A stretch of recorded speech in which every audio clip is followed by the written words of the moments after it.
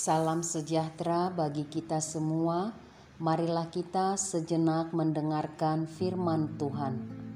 Lalu terdengarlah suara dari sorga yang mengatakan, "Inilah anakku yang kukasihi, kepadanyalah aku berkenan." Matius 3 ayat 17. Setelah kita melewati masa Natal, sekarang kita memasuki Minggu Epifania, penyataan, Hapapatar. Di papatar debata ise poso-poso nasorang di bara nipinahan di Bethlehem. Allah menyatakan siapa sesungguhnya Dia bayi yang lahir di kandang domba di Bethlehem. Dia Allah yang menjadi manusia di dalam diri Yesus Kristus. Ia menjadi salah satu di antara kita. Ia ada di tengah-tengah kita, di tengah-tengah dunia, di antara musuh-musuhnya, dan di antara orang-orang yang menantikan Mesias. Yohanes Pembaptis mempersiapkan jalan bagi Tuhan dan menyerukan pertobatan. Ia membaptis orang banyak sebagai tanda pertobatan dari dosa-dosanya. Yesus ada di antara orang banyak itu dan ikut dibaptis. Lalu apakah Yesus dibaptis sebagai tanda pertobatan? Tentu tidak, karena Yesus tidak berdosa, tetapi menjadi dosa karena kita. Ia ada untuk keselamatan kita. Dia taat melakukan semua apa yang dikehendaki Bapanya demi keselamatan kita dan dunia.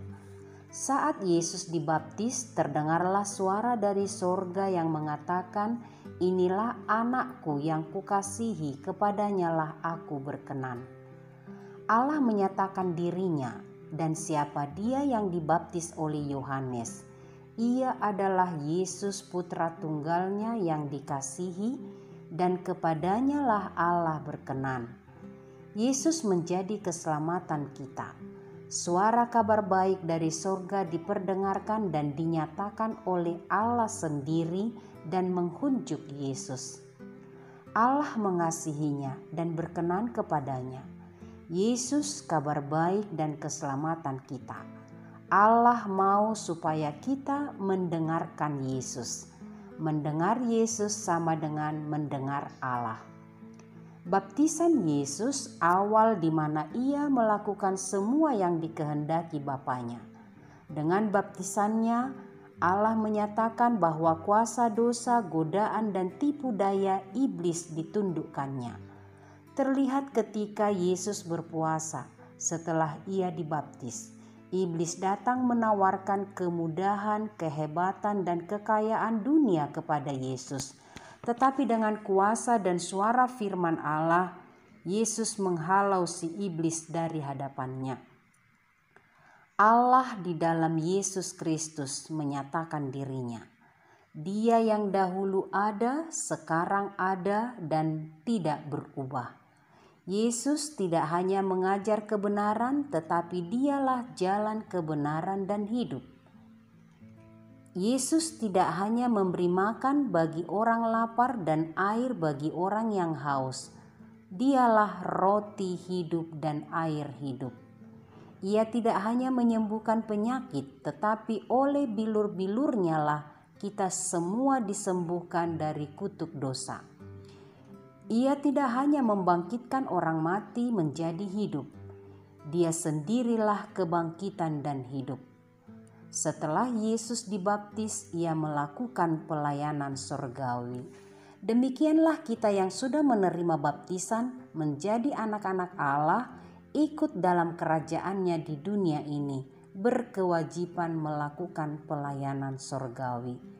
Baptisan yang kita terima adalah titik berangkat kita melayani Allah dan diteguhkan menjadi pelayan-pelayan setia Allah.